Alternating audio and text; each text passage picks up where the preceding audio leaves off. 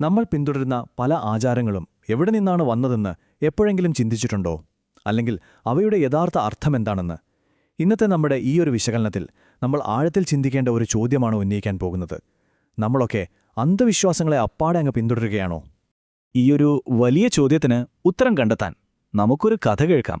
കാരണം ചിലപ്പോഴൊക്കെ വലിയ വലിയ സത്യങ്ങൾ ഒളിഞ്ഞിരിക്കുന്നത് ഇതുപോലുള്ള കൊച്ചു കൊച്ചു കഥകളിലായിരിക്കും, അല്ലേ? അപ്പോ നമ്മുടെ കഥ തുടങ്ങുന്നത് ഒരു കല്യാണ വീട്ടിലാണ്. ഇതിലെ പ്രധാന കഥാപാത്രങ്ങൾ ആരൊക്കെയാണെന്നല്ലേ? ഒരു കല്യാണവും പിന്നെ ഒരു പൂച്ചയും. ബന്ധുക്കളും കൂട്ടുകാരുമൊക്കെയായിട്ട് ആകെ സന്തോഷവും ബഹളവും നിറഞ്ഞൊരു കല്യാണ വീട്.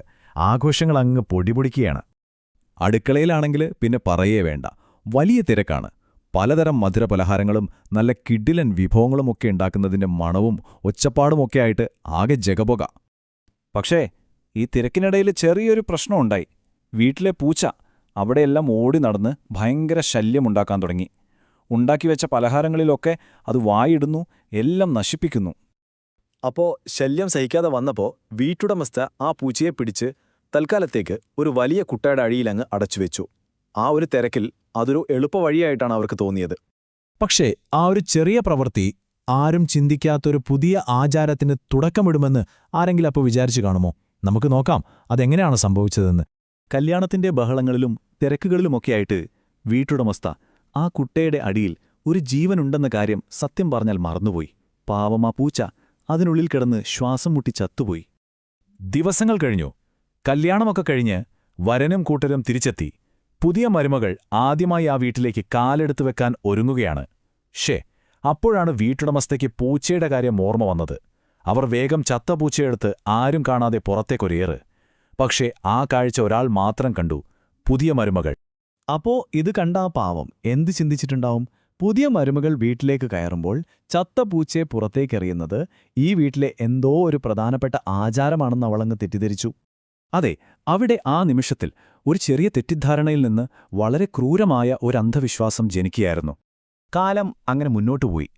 അന്ന് വന്ന ആ പുതിയ മരുമകൾ ഇന്ന് ആ വീടിന്റെ നാഥയായി.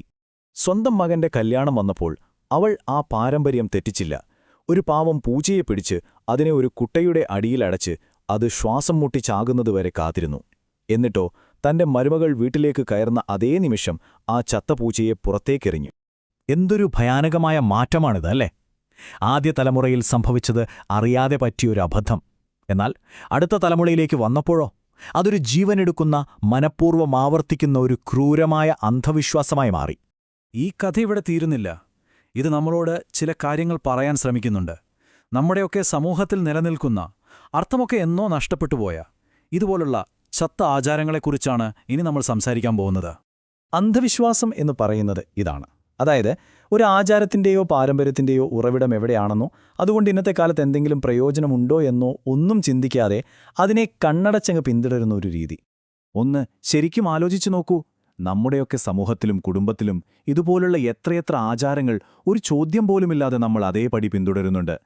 അവയിൽ പലതും ആ പഴയ കഥയിലെ ചത്ത പൂച്ചയെപ്പോലെയായിരിക്കാം, അല്ലേ? അപ്പോൾ നമ്മൾ സ്വയം ചോദിക്കേണ്ട ഒരു ചോദ്യമുണ്ട്. നമ്മുടെ ജീവിതത്തിൽ നമ്മൾ പിന്തുടരുന്ന ആചാരങ്ങളിൽ എത്രയെണ്ണം ഇതുപോലുള്ള ചത്ത പൂച്ചകളാണ്? നമ്മൾ എപ്പോഴെങ്കിലും അതിന്റെ കാരണം എന്താണെന്നൊന്ന് അന്വേഷിക്കാൻ ശ്രമിച്ചിട്ടുണ്ടോ?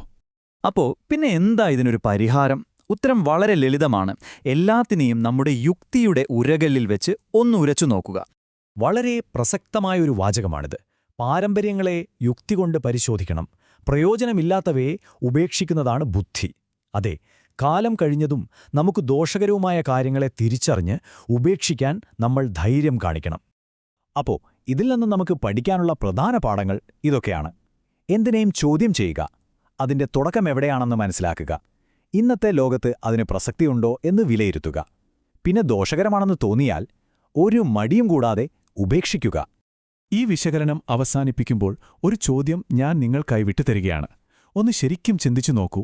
നിങ്ങളുടെ ജീവിതത്തിൽ നിങ്ങൾ ഒരു ചോദ്യം പോലുമില്ലാതെ അന്ധമായി പിന്തുടരുന്ന ആ ചത്ത പൂച്ച ഏതാണ്?